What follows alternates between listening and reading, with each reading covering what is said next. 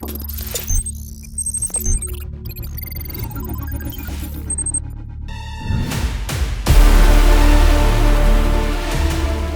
Suzuki's almost first foray into a larger SUV with the return of the Grand Vitara nameplate to India.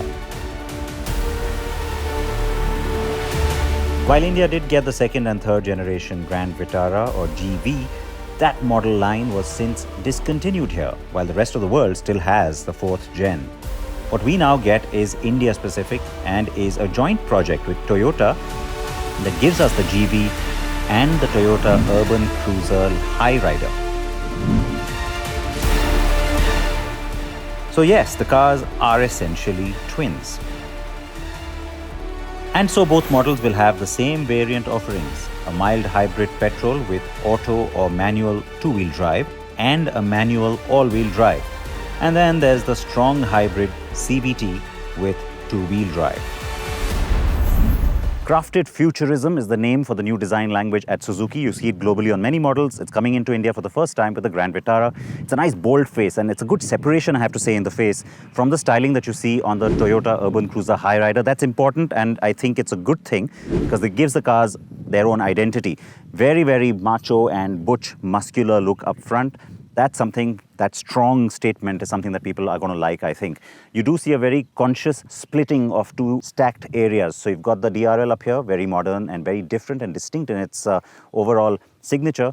And then the headlamp is housed down there. Even the grille gets sort of split between the glossy piano black and the metal elements up here. So very distinct and I have to say very contemporary and smart. Now there are differences between these two cars because this is the smart hybrid and this is the top end, which is Alpha Plus or Zeta Plus, only on the strong hybrid. So you get the smoked darker chrome over here on this grille.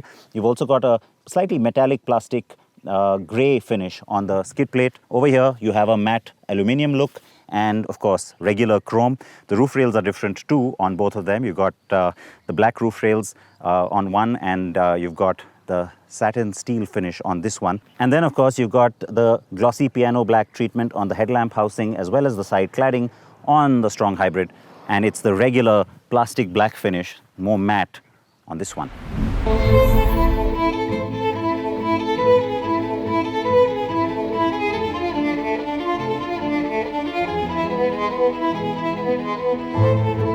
At the back, the car looks even more modern and slick, I have to say.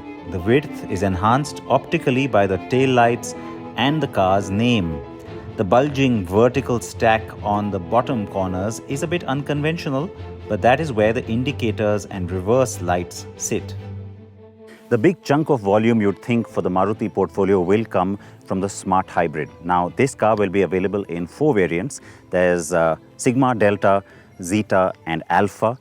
Alpha being, of course, the top-end trim, which is the one with me right now. On the lower 2 trims, that is Sigma and Delta, you only get steel wheels. But the other 2 variants will have, as standard, the 17-inch alloy wheels that you see here. They're also shared with the full hybrid, which is only available at the higher end anyway.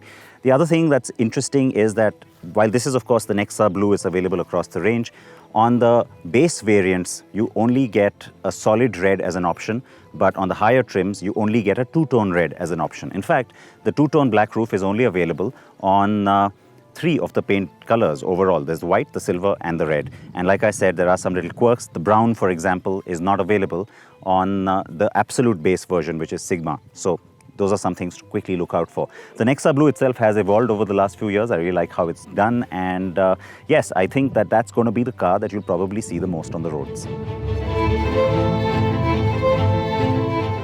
And I am so okay with that.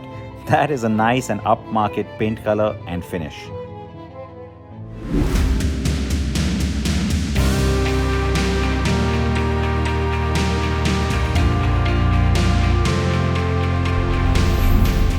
Hi, Suzuki. Hi, what can I do for you? Turn on the radio. Apple CarPlay is connected. Goodbye for now. Okay then. Hi, Suzuki. Hi, what can I do for you? Nothing, cancel. Bye. Let's catch up later. Yes, ma'am. That voice is going to take some getting used to. Yes, that is another Maruti after the Brezza with a virtual assistant and plenty of connected car tech to boot. But let me focus on the drivetrain first.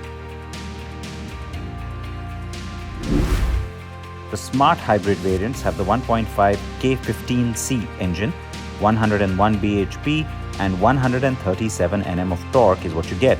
The transmission is either a 5-speed manual or a 6-speed auto. The car's all-wheel drive variant gets manual only.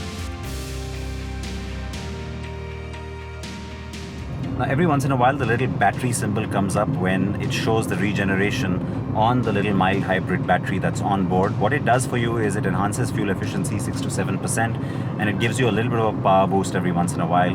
That is the role of a mild hybrid, and of course, it's one that Suzuki knows really well. Now, the little screen that you have in the middle of the instruments, that's quite nicely done. It's got some new functionality as well, including the little toggle that shows you not just all the trip information and the mileage information and the real-time driving inputs, but also a little bit extra, which is, for the first time now being on the smart hybrid, you get a little view of the energy flow from the engine to the motor or the battery.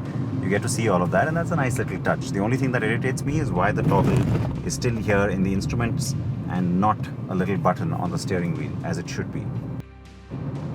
In the long run, I reckon the smart hybrid will play the mainstay role when it comes to volumes for Suzuki here in India. And so, this is where I feel that a little bit of excitement, a little bit more in terms of a punch would have given this car a lot more cred.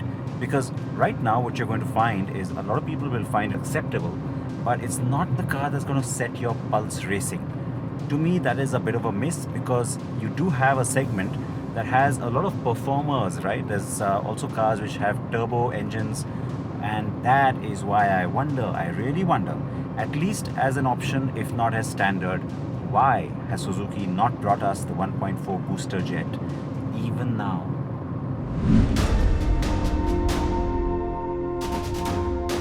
Maruti has played it safe, going for efficiency and decent cruising rather than exhilaration of any kind.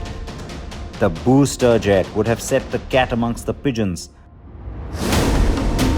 And that engine is available with the smart hybrid system in Europe anyway. Productionizing it here with the scale of not just the GV but the Toyota model as well, not to forget the new Brezza, would have also given the company economies of scale and really fired things up. Sadly, we don't always get the best of Suzuki despite being its biggest business worldwide.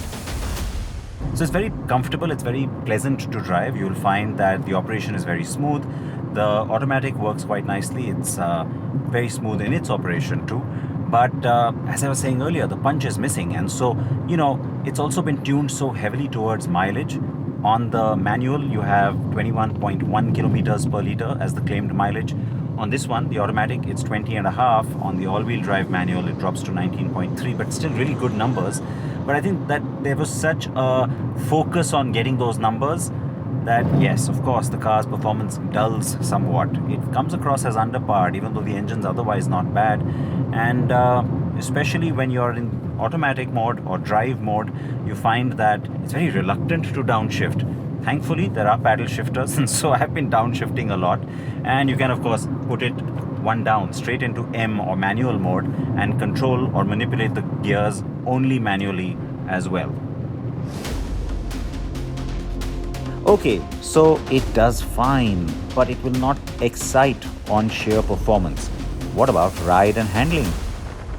If the car's tires are a little well filled, it tends to get a little skittish and bouncy because the ride quality is a little hard. It's not stiff, but it's hard, and so the car doesn't come across as planted.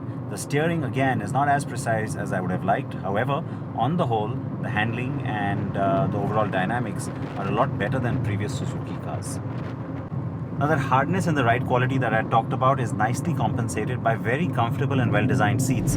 It's even a well-placed seat in terms of not just its ergonomics but also its position. So you get that nice SUV feel when you're driving, and that along with the fact that this is an adjustable steering both for reach and height, I think makes it a very comfortable driving position and lends itself to longer drives.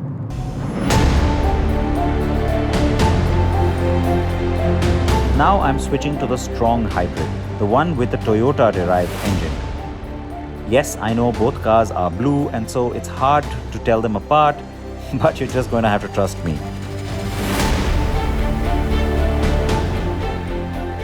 The engine is the Toyota TNGA. The hybrid system's combined output is obviously more powerful than on the mild hybrid.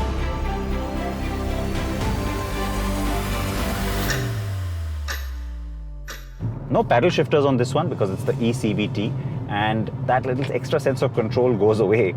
Now overall the whole performance still feels a little bit lazy, and it's not about being a fire starter, but it is very refined, it is very comfortable, it's a great cruiser.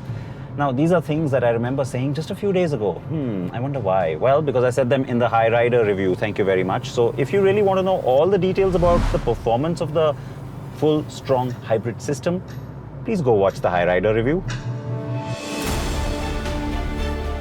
Jokes apart though, NVH levels, the hushed feel and a better ride quality are some of the highlights of the strong hybrid variant. Besides the fact, of course, that the performance is nice and quiet too, because very often it switches to EV only mode. In fact, even when you start the car and you sort of get going from your parking lot or you're just exiting from a standstill, it's really nice how it glides out nice and silent. And even on the road, when you feel like through the energy flow you can establish how much juice the battery has, well, you can actually switch to just pure EV mode and it goes nice and quiet again.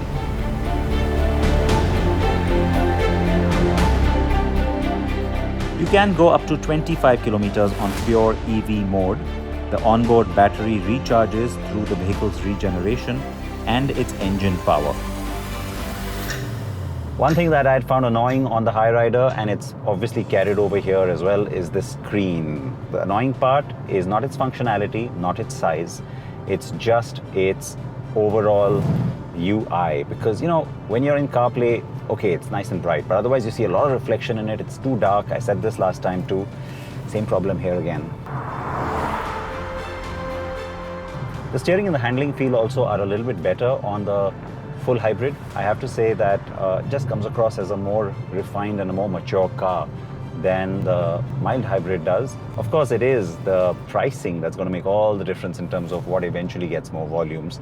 And, you know, Maruti will want to push its car because the smart hybrid is its own system, while, of course, everything here in terms of the hybrid part of the system is a carryover from Toyota.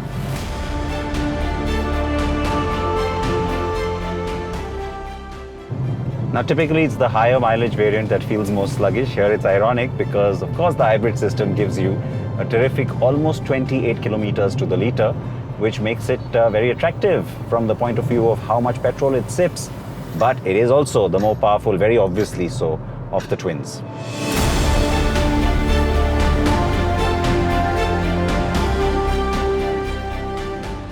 While the smart hybrid has one challenger in the form of the MG Hector mild hybrid, the strong hybrid will really compete with the diesels in the compact SUV space, mainly the Hyundai Creta and Kia Seltos. Now, while overall this seat feels more plump than the one on the smart hybrid, I have to say it's not as comfortable because, you know, you got this little bulge here where the quilted pattern starts, and that kind of feels a little annoying on the middle upper back. But you know what, that's an individual preference thing.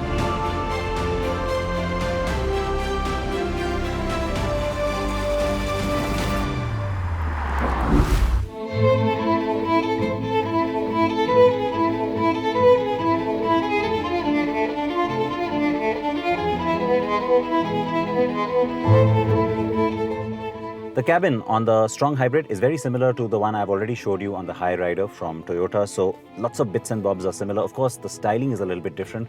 On this top end, you get this slightly bronze look plastic and little stitching, leather finish, and even the seats are quilted and they're a little bit different.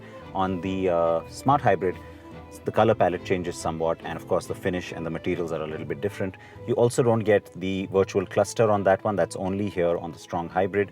You also have other goodies like the head-up display and the 360 surround camera, the front ventilated seats, the drive mode buttons. But like I said, all this, the wireless charger, all of this is very similar to what you've already seen on the Hyryder, because of course the two cars share all of these features and functions. There is a lot in terms of new functions that have been added to the cars, the connected car features, and also to the actual phone connectivity, because you've got wireless Apple CarPlay and Android Auto that come into play.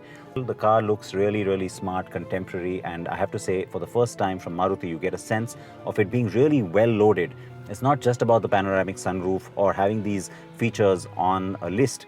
It's actually the execution that's been done in a more international, more global style. The GV gets Suzuki Connect on all but the base Sigma variant. This means a connected car suite of features for both remote app-based and in-car security or efficiency that use an inbuilt Vodafone SIM for connectivity to the network. Again, back here, things are like the Hyryder in terms of sense of space. The panoramic sunroof enhances that, but it's nice and roomy feeling at the back. Good amount of leg room, decent on under-thigh support, and the seat reclines just a little bit. It gives you those two angles, remember. The drop-down armrest has the cup holders, but here's the good news. Like that car, this one also has the 3-point seat belt for the middle rear passenger. That's always good. Rear AC vents add to all the must-haves in India. And you've also got, therefore, the two USB points here, one USB-A and one USB-C port, which is also good to have. Piano black treatment, and of course the overall color palette and theme, like you saw in the front, continues into the back here on the Alpha Plus variant. The Smart Hybrid side of things get more basic as you go down the trims, of course. One thing left to do, and that is test the car's off-roading skills, since it is the first Suzuki model with all-wheel drive in India.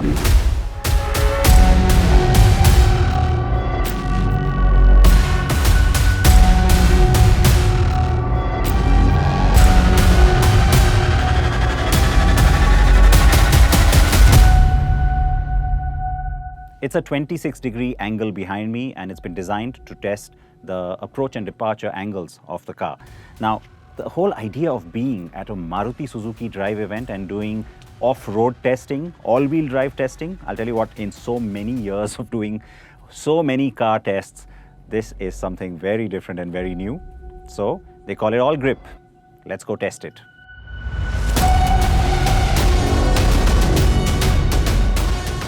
Whether it is hill hold assist, hill descent, good departure and approach angles, or the ride height, this is not a hardcore off-roader, but it will do a fair bit. In fact, it would have done more than what was shown to us. The all-grip system has the snow, sport and auto modes. You can also lock torque distribution to all four wheels. Leaving it in auto is pretty good, though the sport mode on the road can also be fun.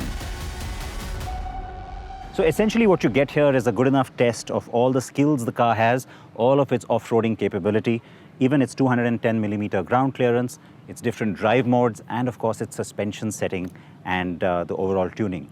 But the part you do need to remember, the all grip is only available on the manual 1.5 Smart Hybrid. So it's not available on the automatic, and it's not on the full hybrid system either.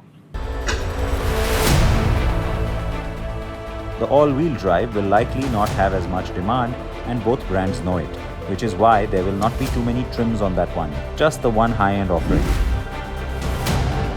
Toyota is yet to announce prices for most of its Smart Hybrid variants, but it has done so for the top Alpha trim and the Strong Hybrids too.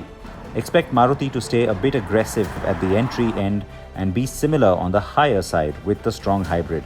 I expect the Smart Drive GV Sigma to start at 11 lakh rupees ex-showroom and the Alpha to top off at just under 17 lakh rupees. The Strong Hybrid will have just two variants here, which I reckon would be priced between 17 and 18.5 lakh rupees ex-showroom.